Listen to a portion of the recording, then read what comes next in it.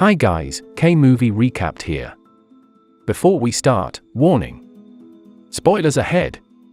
Today, I'm going to recommend a Japanese sci-fi thriller drama series, released in 2020, called Alice in Borderland.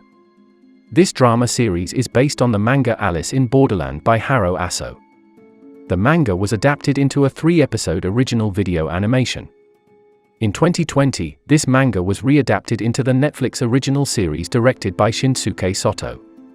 This drama series has a main character called Alice. He is a game addict who has no job and life. His father and brother considered him a burden on the family. They told him to get out of his room and leave the house. He's along with his two best friends, Karube and Chota. Karube is a violent man who solves his problems with his punch. He loves his co-worker, a bartender, who turned out to be his boss lover. While they were making out, the boss came and beat him.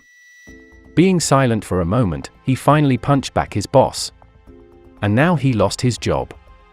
On the other hand, Chota, a diligent employee, has a cult follower mother who becomes a burden. She asked Chota for money to be given to her cult.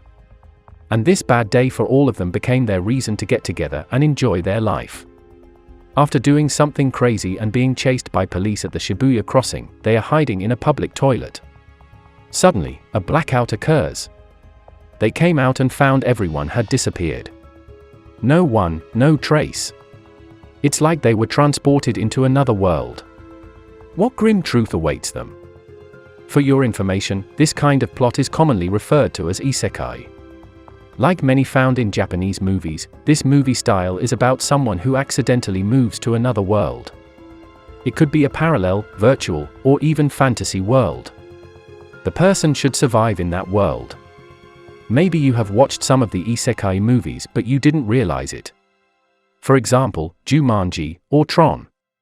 At night, the billboard shows a welcome to the players, and the game will start soon.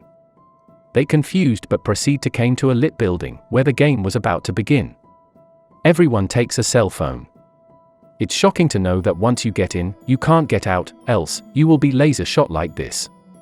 Together with this woman, and this girl, they were registered to the game. Game explanation.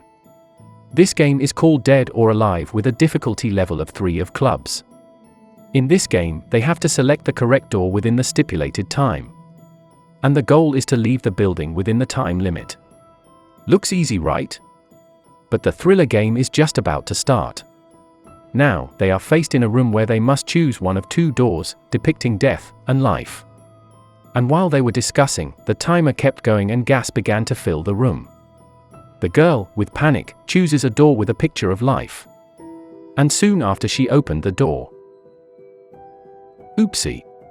And with this, they choose the only door left that saves them. But the game ain't finished yet. They are faced with the same choice again. And at this moment, the depressed Alice managed to find the next safe door. How could he know? The building is approximately 20 meters in length. Alice estimates this length is 4 times the size of a car parked in front of the building. And then the room is square with a length of about 6 meters. Before getting into the elevator, he saw the emergency map of the building, which is square. Chances are, there are only 3 by 3 rooms on that floor. And with the door they have passed, he can find the pattern and know which door is the right one. They hesitated about the last choice, which caught Chota's leg on fire. Luckily they still managed to get out of the building. Outside the building, their cell phones congratulating them on their win. They get a gift in the form of a visa for 3 days. What is this visa for?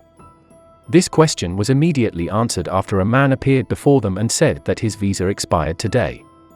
And then he got executed by red lasers shot from the sky. All games have patterns, which make us rack our brains to find the solutions. Alice in Borderland is a good series for you who like games, puzzles, and the like kind of movie. You will be amazed by the way the writer thinks, or maybe you can even come up with more brilliant ideas. The main character in this series is described as a boy who can do nothing but play games. As a person who is seen as useless in society, he's brilliant and has skills that, in certain circumstances, can be very useful. He would be the strongest candidate to finish various games or even uncover the truth behind that world. And the next game will become more tense and exciting. Because of Chota's injured leg, Karube asks Alice to join the game, just the two of them. He wants to get used to the game and learn more about it, as they probably have to help Chota play with the injured leg. The next night, they come to an apartment building to play. This time, more experienced players participated. The second game is a game of tag with the difficulty level of 5 of a spade.